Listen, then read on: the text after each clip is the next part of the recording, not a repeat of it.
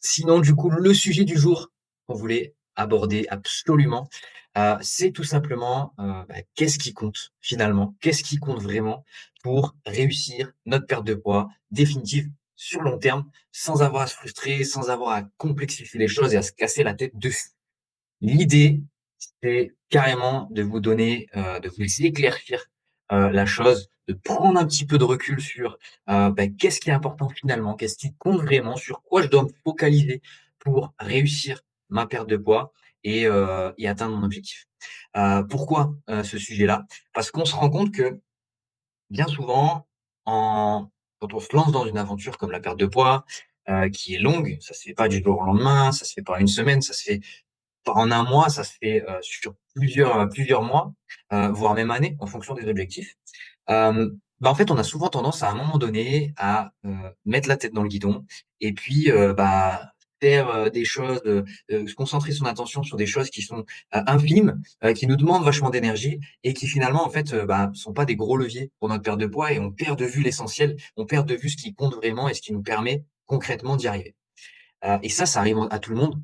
Ça arrive dans la perte de poids, ça arrive dans tous les domaines de la vie où, à un moment donné, on a tendance, si on prend pas ce recul-là, à perdre le fil et du coup, avec DAF, on est là pour ça. On est là aussi pour vous aider à prendre ce recul-là, à focaliser sur les choses qui comptent vraiment, prendre en considération ces choses-là et continuer d'avancer parce que très souvent, ce qui se passe, c'est que au début de notre perte de poids, on est hyper focus, on arrive à, OK, bien comprendre, ça fonctionne, c'est ça qu'il faut que je mette en place et cetera. On fait et puis à un moment donné, on sait pas pourquoi, on continue de faire et puis ça marche plus et puis on se dit: «Purée, voilà, en fait, ça marche plus pour moi, mon métabolisme, il s'est bloqué».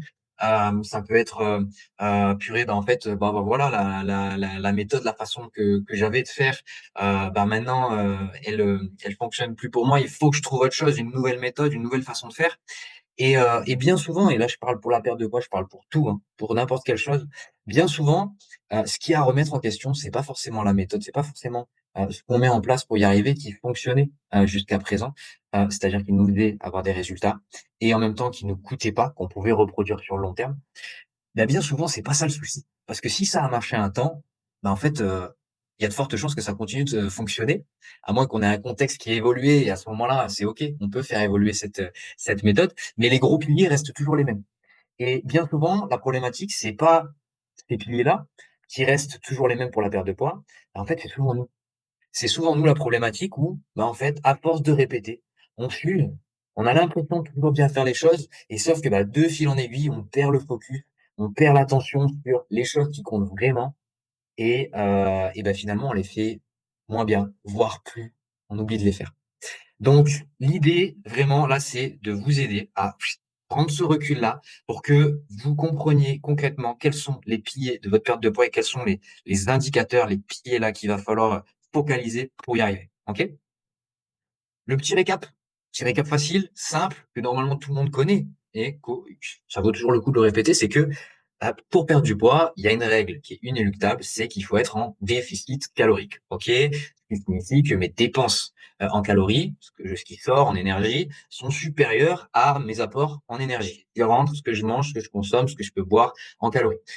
Ce différentiel-là de calories, quand je suis en déficit, mon corps, il manque de calories, il va aller les chercher notamment dans ma masse graisseuse. C'est ce qui va nous permettre une perte de poids et notamment une perte de gras et c'est ça qui nous intéresse. Ce qui nous intéresse, c'est d'avoir un déficit calorique de manière prolongée, qui est pas trop agressif pour, pouvoir maintenir les efforts qu'on met en place, que ce soit pas trop frustrant, qu'il y ait pas trop de privation, et que, on puisse tenir ça sur le long terme. Mais il faut maintenir ce déficit calorique. À partir du moment où on a une stagnation, je le rappelle, c'est au, minimum 3 semaines sans bouger. OK? À partir de 3 semaines, il y a stagnation.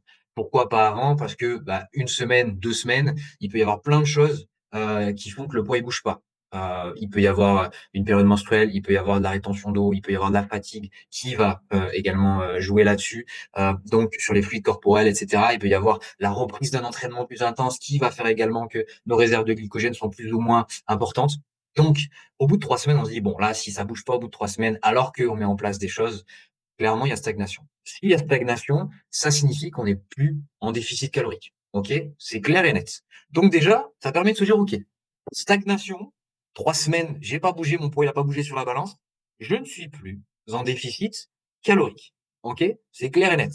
Donc déjà à partir de là, bon, ça simplifie pas mal les choses parce qu'on se dit: «OK, quels sont les piliers qui vont me permettre d'être en déficit calorique?» On l'a dit tout à l'heure, l'apport en calories, la dépense en calories. C'est déjà les 2 gros axes, OK? Donc du coup, ben, à nous de nous intéresser à ces 2 gros points, d'accord? Donc on va d'abord s'intéresser à nos apports en calories et donc du coup, on va prendre un peu de recul et on va checker où est-ce qu'on en est à ce niveau-là? Est-ce qu'il y a des choses que je faisais jusqu'à présent que, bah, je fais peut-être moins bien ou peut-être moins souvent ou peut-être plus du tout? Donc c'est tout simplement: «OK, je vais checker mes apports». Donc checker mes apports en calories, c'est checker au niveau de mon alimentation, où est-ce que j'en suis, d'accord? Par rapport aux objectifs que je m'étais fixés, par rapport à ce que je suis jusqu'à présent. Est-ce que, j'en suis toujours au même niveau? Est-ce que je fais toujours ça de la même manière qu'avant? Quand je dis de la même manière qu'avant, on là, ce qu'on veut, c'est de vraies données, OK? On veut de vraies données pour comprendre les choses et ne pas laisser sa place au hasard. Pour avoir de vraies données, bah, ce qu'il faut, c'est pouvoir quantifier les choses et pour pouvoir quantifier les choses, bah, ce qu'il faut, c'est que ces apports en énergie, ces apports en calories, ces apports en aliments, à un moment donné, il va falloir pouvoir les mesurer. Pour pouvoir les mesurer, vous me voyez venir, bah, il va falloir peser. Il va falloir avoir une idée concrète. Si je veux clairement savoir si je faisais la même chose qu'avant, bah, il va falloir savoir si oui, effectivement, ce que je mets dans mon ventre, c'est la même chose qu'avant. Donc, déjà, je vais m'intéresser à sur mes repas. Je vais peser les quantités comme on vous le recommande, avec DAF quand on a un objectif de perte de poids et qu'on veut optimiser ses résultats, d'accord? C'est pas une obligation de peser, mais si on veut optimiser ses résultats, soyons précis. Si on veut avoir des résultats francs, et ben, faisons quelque chose de franc. Si on veut des résultats à peu près, faisons de l'à peu près, d'accord? Ça, c'est vraiment à vous de voir. Mais nous, là, ce qu'on veut, c'est, avoir des résultats concrets. Donc, il va falloir peser et se rendre compte de: «OK, est-ce que je mets vraiment dans mon assiette, ce qui était prévu initialement, qui me permettait de perdre du poids?» Dans mon assiette et surtout dans mon estomac. D'accord? Donc, OK, je repèse, si j'avais arrêté. Je me concentre sur: «OK, est-ce que je fais vraiment, ça rigoureusement? Ou est-ce que, je mets un petit peu, voilà, je mets 100 grammes, 150 grammes de poulet et puis, oh bah, il y a, 3 morceaux qui sont tombés, hop, je les mange, à côté». Donc voilà, est-ce que ce que je vais mettre dans ma bouche, c'est concrètement ce que j'ai pesé? D'accord? Donc ça, c'est la première chose. C'est avoir une idée concrète de ce que je mets pendant mes repas dans ma bouche. OK? Il y a aussi en dehors des repas. Est-ce que, il y a parfois quand je prépare à manger comme je disais, et ben, hop, 3 pâtes qui tombent. Allez hop, je vais les manger ou alors je grignote un petit truc parce que j'ai super faim quand je suis en train de préparer. Moi, ça m'arrive souvent, et ça, bah, c'est des choses qu'on compte pas. Donc on se dit: «Purée, j'ai pesé tout bien et cetera». Non, en fait, bah, il y a des petites choses qui sont accumulées.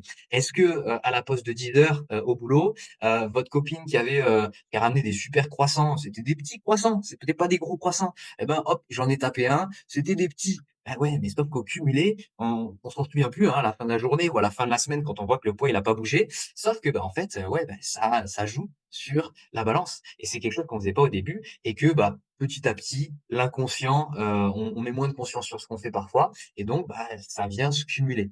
OK? Est-ce que c'est, j'étais au repas à table et puis, bah, il y avait une assiette à finir, des enfants, voilà, j'ai terminé l'assiette comme ça, alors que j'avais pesé avant, donc hop, ça se cumule. OK? Donc on essaie de regarder, de conscientiser sur ce qu'on mange, les repas pèsent. Est-ce que en dehors des repas, il y a des petites choses qui viennent comme ça se cumuler, à droite à gauche parce que j'ai faim, parce que j'ai une petite tentation, qui va totalement passer inaperçue dans notre esprit et qui à la fin de la semaine, bah, on s'en souviendra plus du tout, on aura l'impression d'avoir tout bien fait, mais finalement pas vrai. OK? Deuxième chose, c'est aussi, bah, au niveau des calories liquides. D'accord? Est-ce que, déjà j'ingère des calories liquides? Alcool, les sodas, les jus de fruits, il y a beaucoup de calories liquides qui sont cachées et qui vont très vite aussi parce que, bah, une petite gorgée par-ci, un petit soda par-là ou un petit jus de fruits par-ci par-là, bah, en fait, au cumulé, bah, ça rajoute comme ça à la balance. Il y a un truc qui est sûr, c'est que quand on demande à une population, classique, d'estimer son apport en calories de la journée, ce qu'elle a mangé, bah, il y a environ 40 de taux d'erreur. d'accord? Et c'est pas souvent de la surestimation, hein. Souvent, c'est de la sous-estimation et même, la plupart du temps. Et même chez des professionnels, il y a, je crois, 20 de marge d'erreur, c'est-à-dire que 20 des professionnels, enfin non, les professionnels sous-estiment de 20 ce qu'ils mangent. Donc il faut en avoir conscience et s'il y a un bug dans la matrice, c'est-à-dire qu'on stagne, se dire: «OK, je vais remettre de la conscience sur ce que j'ingère pour voir concrètement si, ouais, il y a pas des à côté qui passaient inaperçus ou alors, je pesais peut-être plus vraiment». Et tout simplement ça, bah, ça peut vous faire relancer votre progression. OK? Donc ça, c'est le premier gros pilier. C'est ce que j'ingère, mes apports en calories, OK? Qui peuvent, hem, créer une stagnation, OK? Deuxième gros pilier, bah, on a dit, c'est les dépenses. D'accord? Donc c'est exactement la même chose. OK. Mes données au niveau de mes dépenses. Qu'est-ce que j'ai comme données quantifiables, mesurables, d'une semaine à l'autre, qui me permettent de voir si oui ou non, bah, je fais toujours le taf qui m'a permis de perdre ce poids. OK. Depuis le début, ce qui me permettait de perdre du poids, je faisais 3 séances de renforcement musculaire. OK. Je marchais 5000 pas par jour. OK. Mes 3 séances, elles duraient environ 40 minutes. J'y mettais telle intensité. Allez, si je mets une note d'intensité à la fin de ma séance, c'était un 8/10. OK. Hem, En même temps, j'avais aussi une course à pied. Je faisais une course à pied d'environ une vingtaine de minutes, par jour, par semaine, pardon. Hem, donc là, vous voyez, il y a différentes données. Les séances, la durée de ces séances-là, l'intensité que j'y mets, également, la marche qui va jouer aussi dans mes dépenses et ça, c'est des données que je peux mesurer. Combien de séances, l'intensité. Également, la durée des séances, combien de pas je fais, d'accord? Hop, on prend du recul, on se réintéresse à des données quantifiables, mesurables, qui sont, totalement objectives. OK et je check. Ah ouais, purée, je me rends compte que, bah, mes pas, finalement, ça faisait, 1 mois que j'étais en moyenne à, 7 000 pas. Ah là, je suis à 5 000. Ah, il y a du coup, hop, moins de dépenses. Je me rends compte que, bah, mes séances, quand, je mettais, une note d'intensité à la fin, j'étais aux alentours de 8-9, et là je me retrouve à 6-7. Ah, bah, ça veut dire que si j'y mets moins d'intensité, bah, je me dépense un petit peu moins aussi. Je me rends compte aussi que, sur mes 2 semaines précédentes, là, il y a une séance que j'ai pas faite. J'ai fait 2 fois, des séances de renfo, par semaine, alors qu'avant j'en faisais 3. Ah, même chose. Et pareil, vous pouvez comparer comme ça. Si vous avez des données quantifiables, on peut comparer et du coup comprendre ce qui se passe. D'accord? Et là, on rentre dans, bah, tout simplement les balances, les jeux mathématiques qui nous permettent du coup d'identifier ce qui va, ce qui ne va pas. OK? Et du coup, bah, de faire des choix en fonction. Parfois, ça peut arriver qu'on touche à rien et à ce moment-là, le poids, il stagne. Ouais, parce que pourquoi? Bah, peut-être que vous avez perdu 5 kilos. Si on a perdu 5 kilos. Bah, pour une même journée passée, mon corps, il a 5 kilos de moins à trimballer. 5 kilos de moins, c'est quasiment, un pack de 6 litres d'eau, hein. Donc du coup, bah, forcément, si j'ai 5 kilos de moins tous les jours, quand je marche, quand je me lève, quand je fais du sport et cetera à trimballer, bah, on imagine bien que les calories dépensées, elles sont moins importantes. Donc finalement, moi, pour mes mêmes journées, bah, je dépense moins de calories et donc du coup, bah, parfois, ça peut arriver qu'on continue de faire tout bien et là, il y a une stagnation. Donc là, la solution, qu'est-ce que c'est? Bah, ça veut dire tout simplement que le déficit que j'avais créé, bah, vu que je dépense moins de calories, hop, ça redescend et donc du coup, bah, je ne suis plus en déficit et donc là, la solution, bah, c'est soit, hop, vous me voyez venir, de réaugmenter la dépense un peu plus que ce que je faisais jusqu'à présent ou alors et alors, c'est encore mieux parce que, bah, du coup, c'est plus simple, c'est de jouer sur les 2 tableaux et de diminuer aussi légèrement, bah, mes apports. Et comme ça, hop, je recrée, sans faire trop d'efforts des 2 côtés, un déficit calorique. Donc ça veut dire, par exemple, tout simplement: «OK, j'avais l'habitude de faire 7 000 pas par jour, je vois que je stagne. Bon, bah, je vais essayer peut-être de passer à 8 000». Hop, on augmente un petit peu les dépenses. Je faisais, mes séances, je me rends compte que niveau l'intensité, j'ai bien progressé, ça devenait plus facile. Bah, donc du coup, j'étais à maintenant à 7/10 en général à la fin de mes séances. C'était, une fatigue, raisonnable. Bon, bah, allez, je vais pousser un petit peu le curseur pour que mes séances, je les finisse au moins à 8 ou à 9. Hop, je réaugmente un petit peu mes dépenses. Et puis au niveau de l'alimentation, même chose. Bon, je me rends compte que, quand je pèse, je suis rigoureuse, je fais attention à ce que je mange à l'extérieur de mes repas. Quand je dis faire attention, c'est j'ai conscience de ce que je mange à l'extérieur de mes repas. Bon, bah, je vais diminuer un petit peu. Allez, je vais baisser, peut-être, en fonction de votre alimentation actuelle, de, 30 grammes, ma part de féculents, OK? Et donc du coup, hop, on crée de nouveau, on augmente un petit peu le déficit. Et il y a pas besoin de changer 36 millions de trucs non plus, OK? On joue un petit peu sur les 2 tableaux, il faut pas aller dans les extrêmes et puis, bah, on voit ce qui se passe. Et peut-être que là, bah, tout simplement, votre, progression, bah, va se relancer et votre perte de poids va être redéclenchée. OK? Tout simplement pourquoi? Parce qu'on aura recréé un déficit calorique. D'accord? Donc ça, c'est vraiment les 2 gros piliers, hein. Activité physique, dépenses, enfin les dépenses et les apports en énergie. OK? Maintenant, il y a, bah, parfois des éléments qui vont m'aider à stimuler, à augmenter peut-être mes dépenses, ou à me permettre de perdre plus facilement du poids. Qu'est-ce que ça va être ces éléments-là? Et ben, tout simplement, donc enfin qui vont me permettre d'optimiser ce déficit calorique. Qu'est-ce que ça va être, ce niveau, enfin ces éléments-là? Bah, tout simplement, ça va être en un la qualité des aliments que je vais ingérer.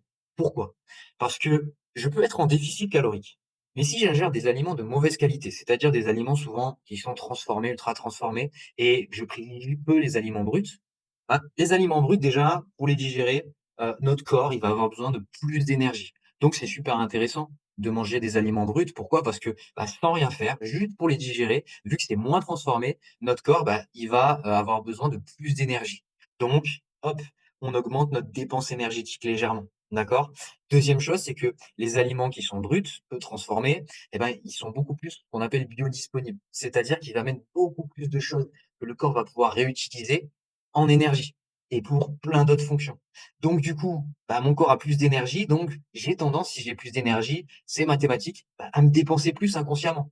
Quand on est éclaté, allez dans les extrêmes pour vous identifier, mais quand on est fatigué, en fait, on est lock, on bouge pas et donc notre dépense inconsciente qu'on appelle le NEAT, ça s'appelle comme ça, en fait, elle est très faible parce que, on est fatigué, le moindre effort, bah, c'est insurmontable et donc du coup, on fait le minimum. Alors que inconsciemment, quand on a plein d'énergie et ben, on va bouger un petit peu à droite à gauche, on va faire plein de trucs, on va être dynamique et ça augmente notre niveau d'énergie, OK? Et donc, bah, le fait de manger des aliments de qualité, des aliments bruts, OK, qui vous amènent plein de bonnes choses et ben, ça va augmenter, légèrement votre dépense énergétique également, OK? Donc première chose, bah, c'est tout simplement la qualité des aliments que vous consommez, OK? Pour soutenir, ça soutient en fait votre métabolisme, ça va permettre votre métabolisme, c'est tout simplement, bah, votre dépense énergétique globale, hein, ce dont votre corps a besoin pour fonctionner, c'est votre métabolisme et bah, le fait de manger des aliments de qualité, ça va augmenter votre métabolisme parce que la dépense, qui va, être générée par votre, organisme va être plus importante grâce à la qualité des aliments que vous consommez, OK? Deuxième chose, bah, c'est tout simplement le sommeil. Pourquoi? Bah, on en revient, hein, à la qualité des aliments. Si je dors plus, j'ai plus d'énergie. Si j'ai plus d'énergie inconsciemment dans ma journée, bah, déjà, ça va être beaucoup plus facile de faire mes séances, donc je vais moins les sauter. Je vais bouger plus facilement, ça va être plus facile de faire mes pas. Bref, si j'ai plus d'énergie, inconsciemment, je vais me dépenser beaucoup plus. OK? Donc sommeil, hyper important. Si jamais vous voulez appuyer sur la machine, dormez suffisamment. D'accord? Si vous voulez optimiser vos chances. Dormir suffisamment, ça dépend des individus, mais c'est grand minimum 7 heures et 8 heures, voire 9 heures pour les ours un petit peu comme moi. OK? Donc comme ça vous donne une idée. OK? Le sommeil. Sommeil également super important. Pourquoi? Parce que ça va jouer aussi sur votre fonctionnement hormonal, sur votre humeur, hein, soit dit en passant, pour votre entourage, c'est cool, mais aussi sur votre fonctionnement hormonal. C'est-à-dire qu'il y a 2 hormones, la leptine et la ghréline, qui vont réguler et la faim et la satiété. OK? Et le sommeil, bah, joue sur ces hormones-là. C'est-à-dire que vous avez peut-être déjà testé, mais si on fait une mauvaise mue ou qu'on dort très peu dans une nuit, et ben, en fait, on va avoir beaucoup plus faim et on va, être rassasié, bah, beaucoup plus, difficilement.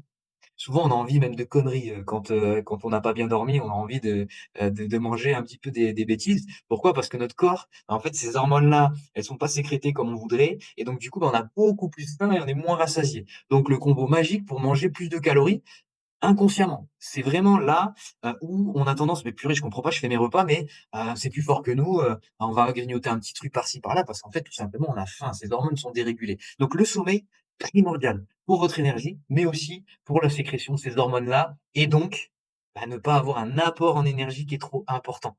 OK? Donc voilà, le sommeil hyper important également et il y a une autre chose, qui est super importante, bah, c'est tout simplement votre hydratation. Pourquoi? Parce que boire suffisamment d'eau. On parle d'eau, on parle rien d'autre. L'hydratation, c'est boire de l'eau, à la limite une infusion, OK? Le reste, c'est pas considéré comme hydratation, d'accord? On est bien OK là-dessus.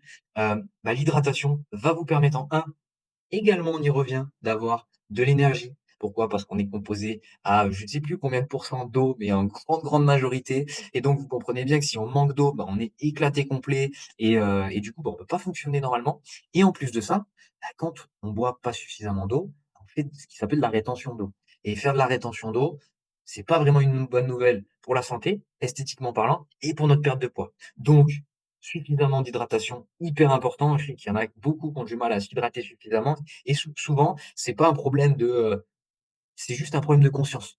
De conscientiser de: «Oh, il faut que je bois», c'est juste on oublie. Donc pour ça, fixez-vous un objectif, au minimum 1,5 litre par jour, d'accord? Fixez-vous un objectif, prenez une bouteille d'1,5 litre d'eau, c'est votre repère par exemple et puis faites en sorte de, comment dire?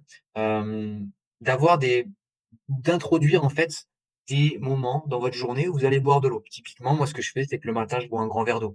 Bête. J'y pense même pas.